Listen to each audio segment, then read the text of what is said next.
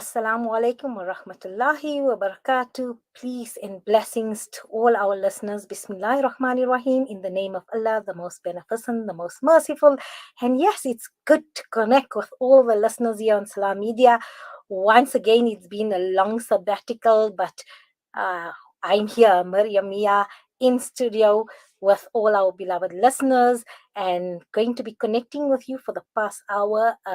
It's a special Salam Media broadcast, two very topical issues. One, sadly, first I'm going to be speaking. We're connecting live. We're going to speaking from live from the Al Yasmine Syrian Refugee Camp in Lebanon with Sister Fatima Kaisi, an Africa Muslim Agency representative who is based in Lebanon. I'm sure over the weekend you've seen on social media, on news feeds. Sadly, a fire broke out at the Al Yasmin camp. We're just going to get a feedback and an update of what it is like. People were evacuated. For 170 people were affected by this. They were evacuated in that, and just where we are currently and what is the urgent need, the temporary need initially. So we'll be for Sister Fatima Kaizi is standing is on air on she is in Jordan, and we're going to connect with her, and thereafter we're going to be speaking to yes, a very very young, passionate 16-year-old judo competitor, and this is regarding her being compromised, that if she takes part she is not allowed to uh, practice a sport, judo with a headscarf, nor at a recent medal ceremony, as reported by my colleague, Sister Julie, who broke the story this morning, that she was not allowed to receive her medal if she had on her headscarf. So that we'll be tackling after this interview. But let's welcome Sister Fatima Kaisi live from the Al Yasmin Refugee Camp in Amman, Jordan. A rather windy and cloudy Jordan we see from the backgrounds. Assalamu alaikum, Sister Fatima. Ahlan wa sahlan, and welcome to Salam Media.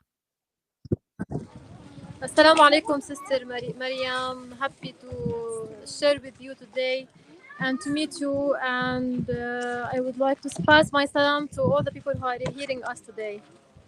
Wa alaikum salam, indeed. And also, under very, very difficult circumstances, I'm looking at on the background behind you the devastation from the fire. We're seeing the rubble there, people walking around now thinking, what next? What's happening? Difficult times, indeed, challenging times now. So, just briefly, before we get there, just for our listeners who might not be familiar with the Al Yasmin refugee camp. So just tell us a little bit more about first about the Al Yasmin refugee camp. Yes, sister. As you know, Yasmine Camp, it's one of the biggest teen refugee camps in Lebanon that hosts more than 200 families. And on the fire which broke on Saturday morning, more than 170 families are now homeless because of this drastic fire. It wasn't expected. They were sleeping in their tents in their safe place. This tent for them, it's not just like any other place. It's the place where they sought refuge from Syria to settle in more than 10 years now after the Syrian war. And now they've lost again their tents, their belongings, their stuff, and everything. And their official papers as well. So it's really hard for them. Now they are homeless. They are staying at their neighbors' tents, which didn't get affected, and now they are left with nothing at all. Yes, so this was not just a tent, this was their home. Al Yasmin is their home. It's their what we called it's the place where they've settled down. It's a residential area. I'd like to think of it instead of a refugee camp, with the support of Africa Muslim Agency and probably other NGOs as well. So Al Yasmin became a residential area, a tent city, you can, but home for many, many families. As you said, 250 families is home. I know the Amman School of Excellence. We have the privilege and honor of interacting with some of the students who visited us here in South Africa from the Amman School of Excellence. So it's basically, I would say, a Al Yasmin community, because it is a community here. There are schools, there's infrastructure. These are people's lives, and as you say, it has been for 10 years. This area has been called home for the people living in Al Yasmin camp. So, Sister Mariam, I'm with Zainab. If you remember her, she came with us last year to South Africa. She's one of the children. She stays in this camp. Alhamdulillah, she's safe and her tent didn't get affected. But she would like to share with us her feelings and what happened 2 days ago. Assalamu alaikum. Ahlan wa sahlan, ya Zainab. Shukran. It's good to be connecting with you again here from Johannesburg, South Africa on Salam Media. Can you Welcome.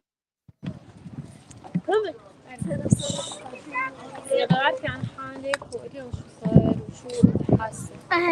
أنا زينب. أول ما فقنا كانت النار كتير كبيرة وخفنا إنه تقرب علينا. صرنا نبكي أنا ورفيقتي وصرنا نبي العالم ونقول لهم إنه في حريق اطلعوا. لهيك صرت أبكي أنا ورفيقتي. So she's saying that 2 days ago, when the fire happened, she couldn't believe her eyes. She couldn't do anything except shouting to make everyone wake up, because it was like at 8 in the morning. So for them, it was not like any other morning. She started shouting and crying because she wanted everyone to get out of their tents, and she was afraid that her tent may also get affected. شو حابة تقولي لكل الناس اللي عم يسمعوك اليوم؟ بتمنى أن يساعدوا المخيم واللي احترقوا خيمتهم المتضررين. She's saying that she hopes from everyone who's hearing us today to support the people who are left homeless, who lost everything, and to restore dignity and hope, and to return their shelters with your help, inshallah. I mean, so, Sister Fatima, what is happening today? Or is it a day of cleaning up, clearing up all the rubble so that the site can be cleared? Now, obviously, it will. Where I take it that these 170 residents of the camp, they are in a temporary place of shelter, providing meals. But what is the immediate plan to clear the area and then set up, or then try and build these tents again, rebuilding the rebuilding process as soon as possible, because these residents are essentially now homeless. Yes, Sister Mariam, our main concern now is to clear the camp. But first, Lebanon has many issues, and one of the main issues is to work on getting the permission and approval from the government. So we're working on this, and we will start immediately as soon as possible clearing the camp and to start building the camps, inshallah. So the Okay. main need now is toward rebuilding the shelters for the homeless people here. So so this, where the fire took place, is it near the school, the Amman School of Excellence? How has that impacted? How has that impacted the school as well? So most of Amman students are from this camp actually, and most of their stuff got burned, from uniform, from school bag, from stationery, books. Everything got burned, with even their certificates and degrees, which they got also got burned here. So it's really hard for them to see such things and to lose the like. It's for them. It's like their dreams. Ahmad, when Ahmad? طيب يا مروان. طيب هنا. Sister, Sister قول Fatima. Ahmad. Okay, Yes. I see we've got somebody else. Assalamu alaikum. So this is Ahlan wa- Darien. Mm. This is Muna. قد عمرك يا منى؟ So Mona is 11 years old, and she's one of the families which their tent got burnt completely. and she will share with us her story. احكي لنا يا منى شو صار وقت الحريقة وكيف احترقوا أغراضكم والشنطة والكتب كل هالأمور. كنا نايمين من السلطان الكهرباء من ورا وعلى الشادر من تحت. قام الناس طلعت من تحت لفوق لبوا وشي من عند المطبخ لبرا. كنت تفوت أطلع لورا لأمي بس ما قدرت، كانت النار كتير حامية. إجت أم محمد طالعتها تحت انحرامتهم تحت النار. قاموا يندقوا على الأطفاء وصاروا يتخانقوا مين بده يطفي النار. بس الحمد لله أنا وأخواتي منيحين، بس دفعتنا والمدرسة كل شيء قدرت. قد زعلتي على غد المدرسة؟ شو بالنسبة لك المدرسة كانت؟ كتير تعبنا فيها، كل شيء إحنا كنا حلمنا بالمدرسة. قد زعلتي؟ كتير. So Mona is sharing with us how she was sleeping on Saturday morning, and of the sudden they start feeling that there's heat. So they didn't know how they ran out the tent. They started seeing the fire, it's getting more and more stronger. And she's telling us that everything got burned, her clothes, her school bag, her stationery, her uniform. So this is what upset her the most, that her dreams, her certificate, and everything got burned. So, my dearest Muna, first I want to say Inna Lillahi wa Inna Ilayhi Raji'un. Um, we belong, inshallah, Allah give us something better. To Allah do we belong, and to Allah do, and all our possessions belong to, and to Allah does it return. But we make dua, inshallah, Allah is going to give herself as everybody who lost in the fire tenfold and even better, inshallah.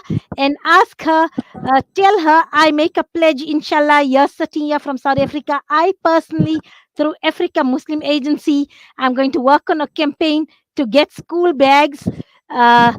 To Muna and all the other children. I'm going to lead with that.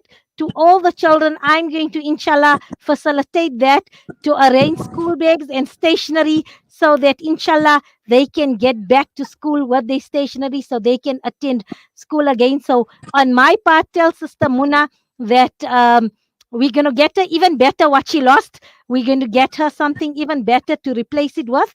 And we're going to start working from South Africa, inshallah, that we're going to see through Africa Muslim Agency. We're going to facilitate to actually get her school bag, and this will be an initiative for myself as well. And inshallah, we also appeal to everybody. So tell us, so your immediate appeal is obviously the first thing is to give shelter, because if you look at the hierarchies of needs, shelter is right there as our basic need, our first need. And I think the first priority will be to start getting shelter and getting people back their homes, to erect homes for the people, inshallah.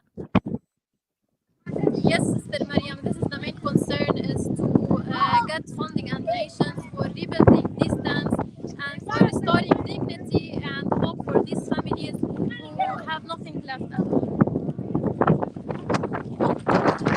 And I see it's a we also have to brave the elements. It's very, very windy from where you are today in Jordan. And that is also a concern because people don't even have shelter from the elements. Currently, I know you have Yes. been feeding them. So currently, where are the 150 residents being housed?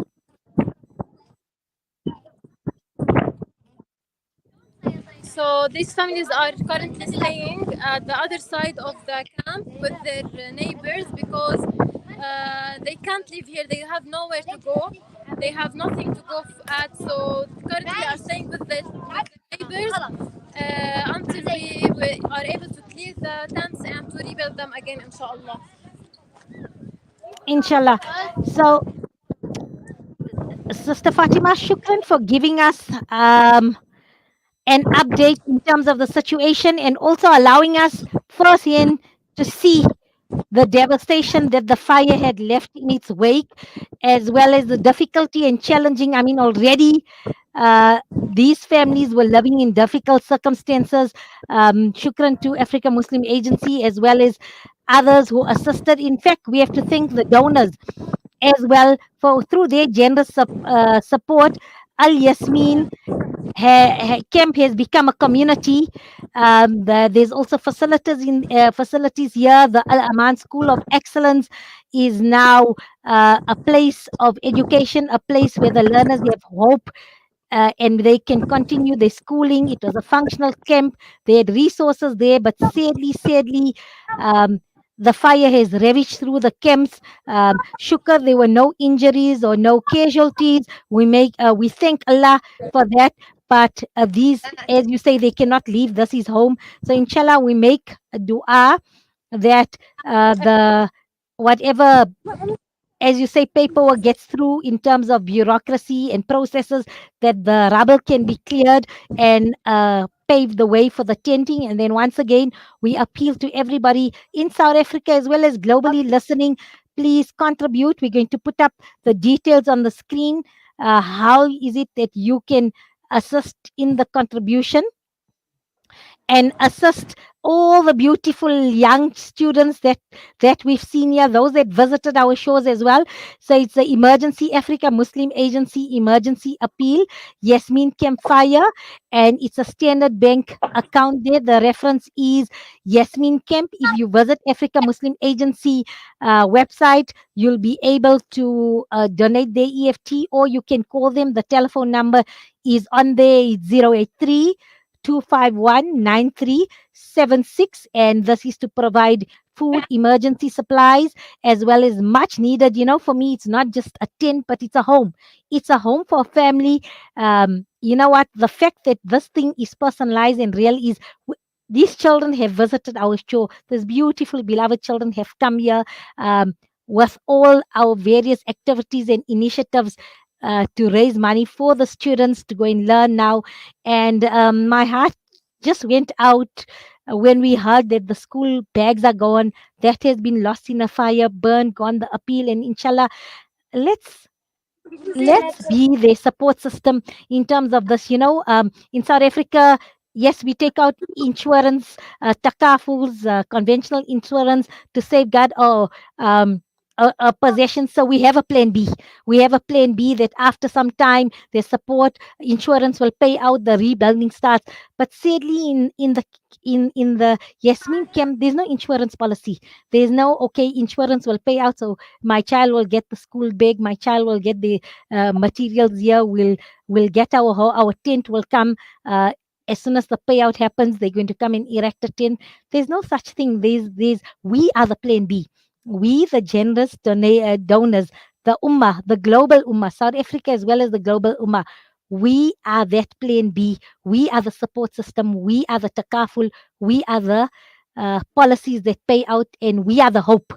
We are the hope, inshallah. And Allah use us as a means to support people who are marginalized, struggling world over. So, inshallah, let's support Sister Fatima so then they can go about rebuilding and also upskilling. The fact that these children are getting an education, we are upskilling them, we are providing them with an opportunity, a life. Assalamu alaikum. Look at this beautiful, mashallah. So Bint. this is Ma ismuka. you also came Ma to South. ismuk. قولي السلام عليكم. قولي أنا منيحة وبتمنى تساعدوني. وعليكم السلام. أهلا وسهلا.